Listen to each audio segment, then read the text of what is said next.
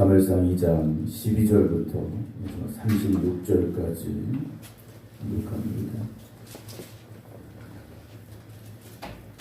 엘리의 아들들은 행실이 나빠 여호와를 알지 못하더라.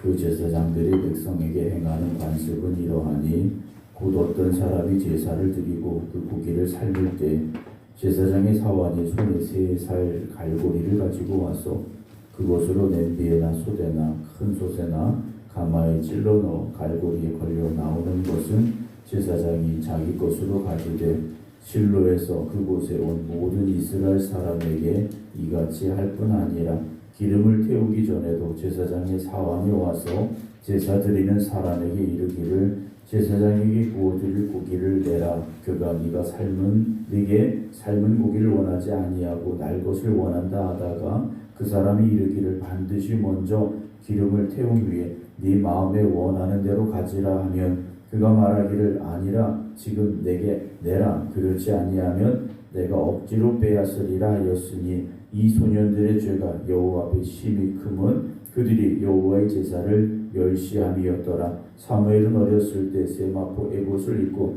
여호와 앞에서 섬겼더라. 그의 어머니가 매년 드리는 제사를 드리러 그의 남편과 함께 올라갈 때마다 작은 겉옷을 지어다가 그에게 주었더니 엘리가 엘가나와 그의 아내에게 축복하여 이르되 여호와께서 이 여인으로 말미암아 내게 다른 후사를 주사 이가 여호와께 간과하여 얻어 바친 아들을 대신하게 하시기를 원하노라 하였더니 그들이 자기 집으로 돌아가며 여호와께서 한나를 돌보사 그로 하여금 임신하여 3 아들과 2 딸을 낳게 하셨고 아이 사무엘은 여호와 앞에서 자라니라. 엘리가 매우 늙었더니 그의 아들들이 온 이스라엘에게 행한 모든 일과 회막문에서 수종드는 여인들과 동침하였음을 듣고 그들에게 이르되 너희가 어찌하여 이런 일을 하느냐. 내가 너희 악행을 이 모든 백성에게서 듣노라. 내 아들들아 그리하지 말라. 내게 들리는 소문이 좋지 아니하니라. 너희가 여호와의 백성으로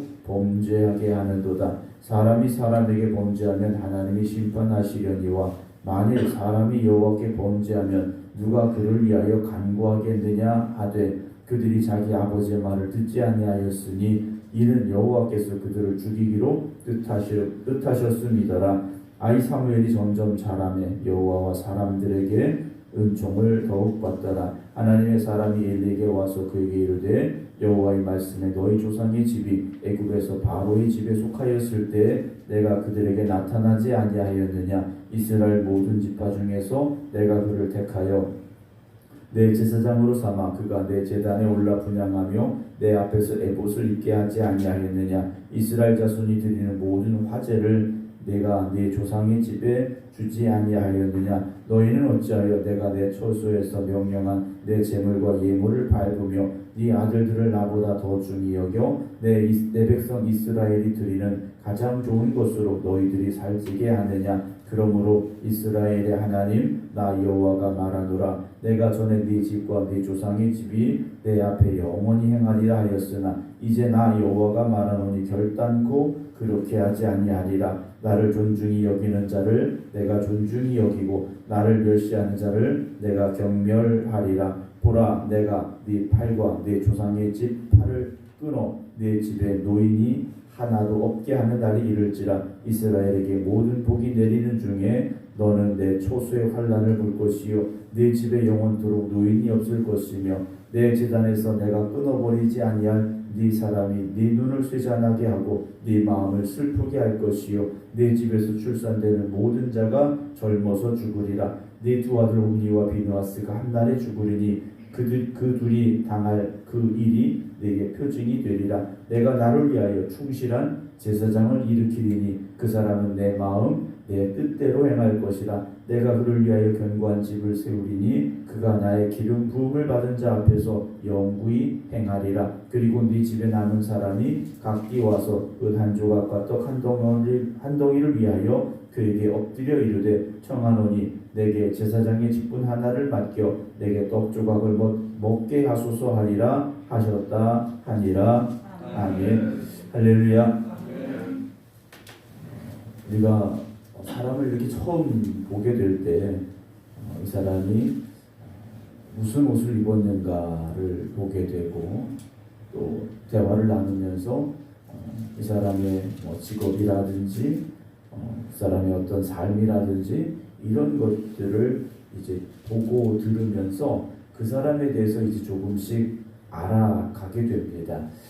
우리가 이제 사무엘상의 말씀을 이제 함께 나누기 시작했는데요. 우리가 사무엘을 보면 이 사무엘은 어렸을 적부터 제사장 앞에서 하나님 앞에 예배드리는 걸 도우면서 이제 성장을 해 나아갔습니다.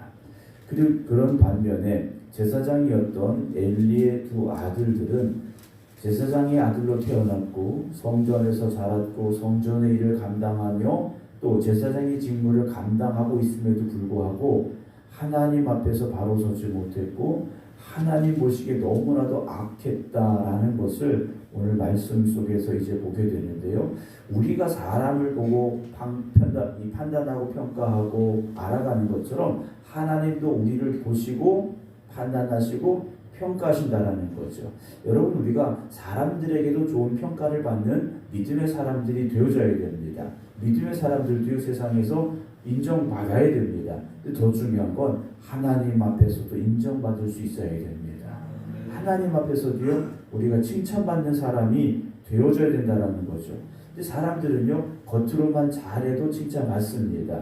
물론 그 중심까지 알아가는 경우도 있긴 합니다만 대부분 겉으로 보여지는 것을 가지고 그 사람을 평가하게 되죠. 하나님은 우리의 겉모습, 우리의 행동, 우리의 말도 보시고 평가하시지만 우리의 중심도 보신다라고 성경은 우리에게 말씀해주고 있습니다.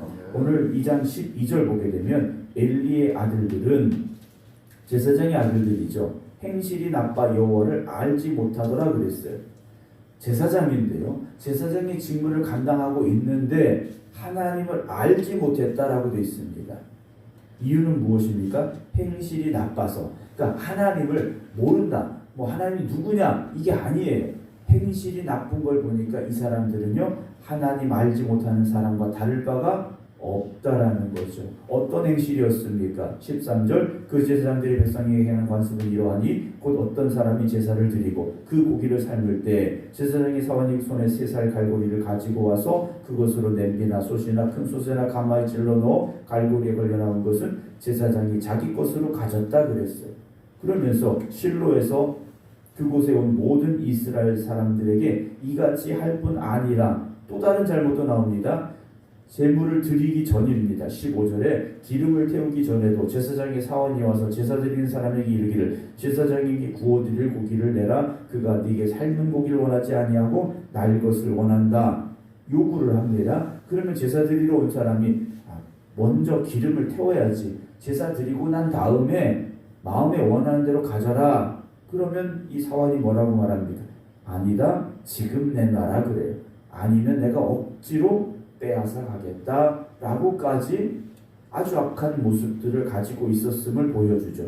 그러니까 이것은 대표적으로 드러나는 악한 일들 중에 일부분이었다라는 겁니다. 그래서 17절 보면 이 소년들의 죄가 여호와 앞에 심히 크다 그랬어요.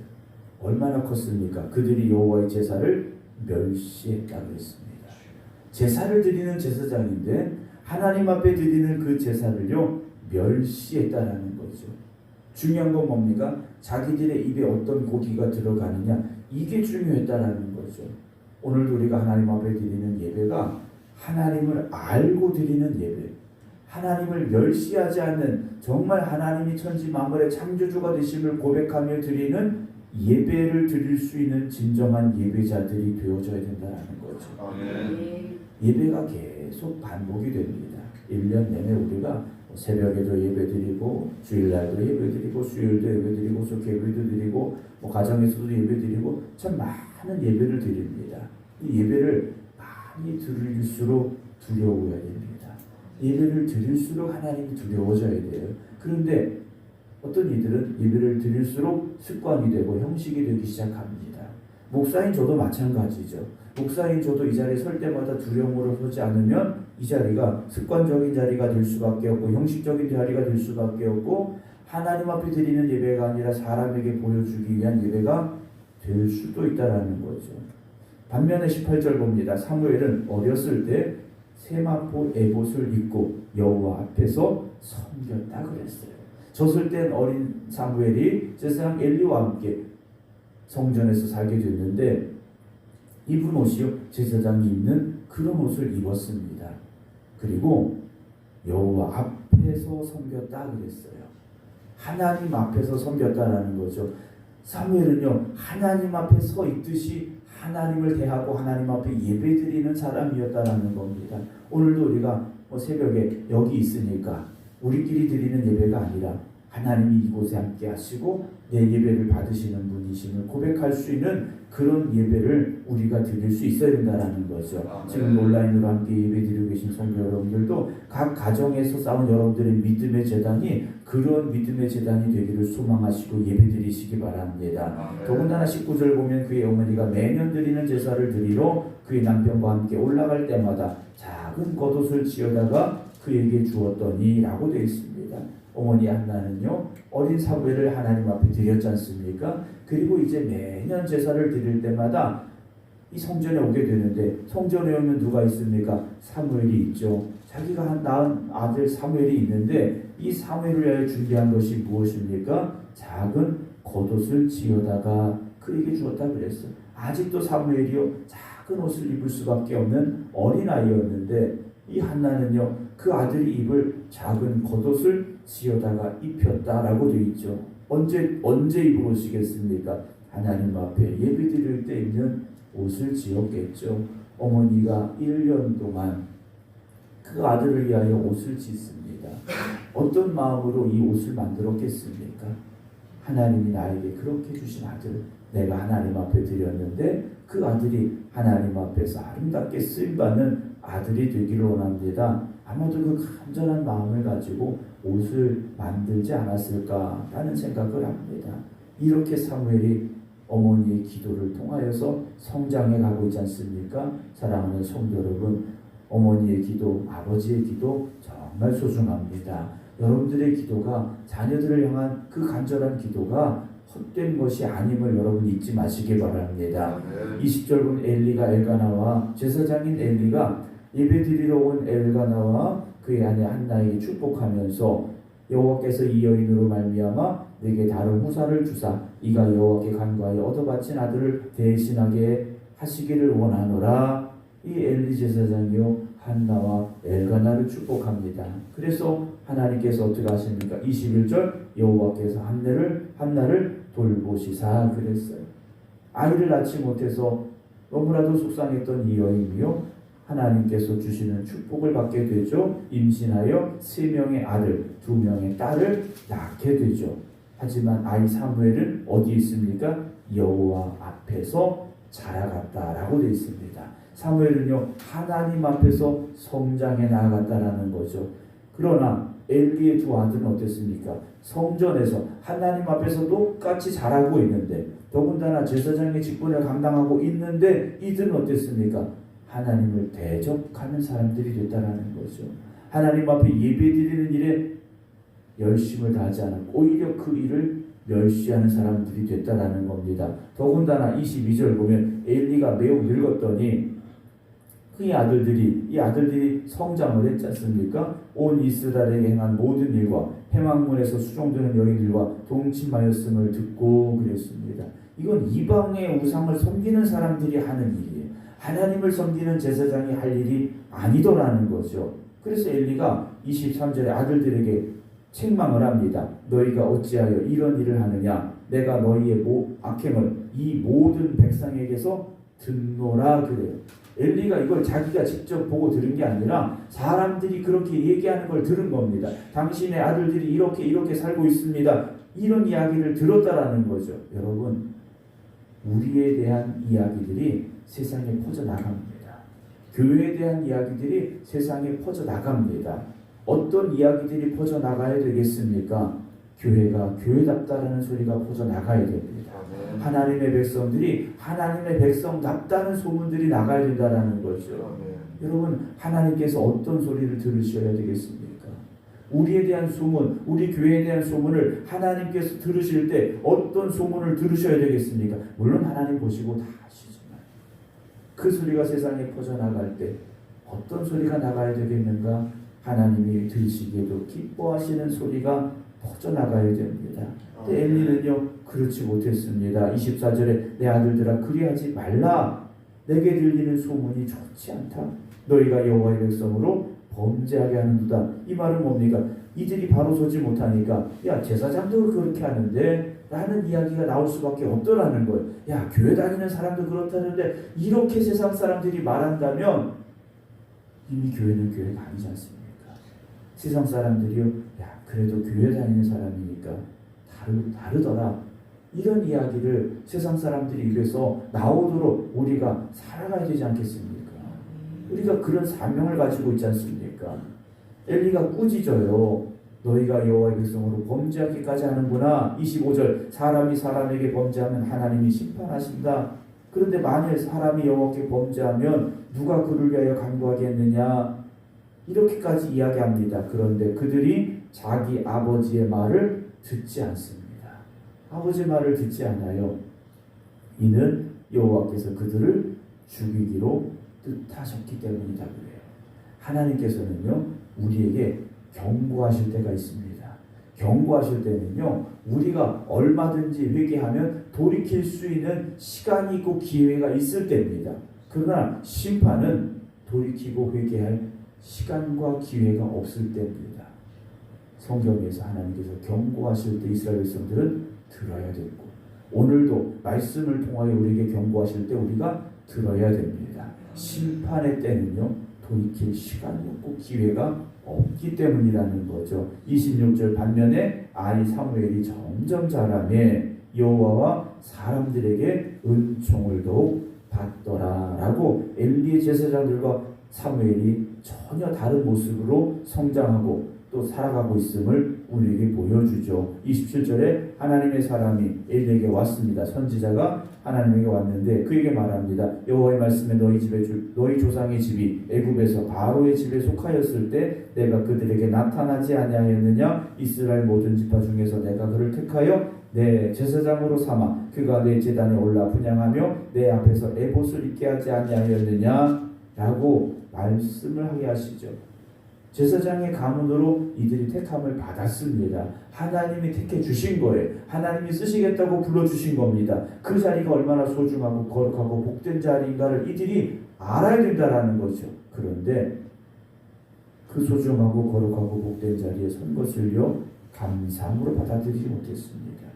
그냥 세상의 일이었고 먹고 사는 도구가 됐다라는 거죠. 하나님 말씀하십니다. 29절에 너희는 어찌하여 내가 내 처소에서 명령한 내 재물과 예물을 밟으며 네 아들들을 나보다 더 준히 여겨 내 백성 이스라엘이 드리는 가장 좋은 것으로 너희들을 살찌게 하느냐라고 말씀하셔요.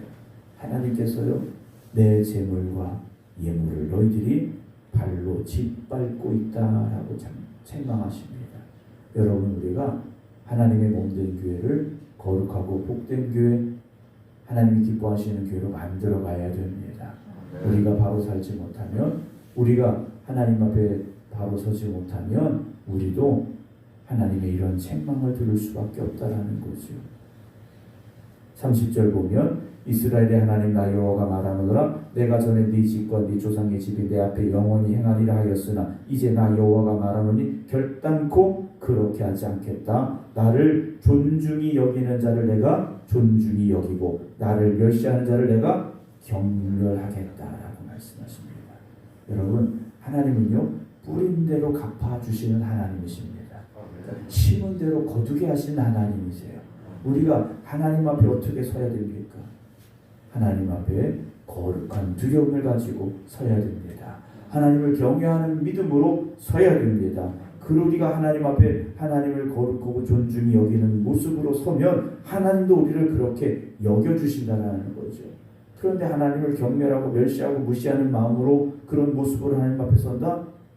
어떤 일이 벌어집니까? 31절 보라 내가 네 팔과 네 조상의 집에 팔을 끊어 네 집에 노인이 하나도 없게 하는 날이 이를지라. 이스라엘에게 모든 복을 내리는 중에 너는 내 조세의 환난을 볼 것이요 네 집에 영원토록 노인이 없을 것이다 라고 책망하시죠. 하나님께서요 경고하십니다.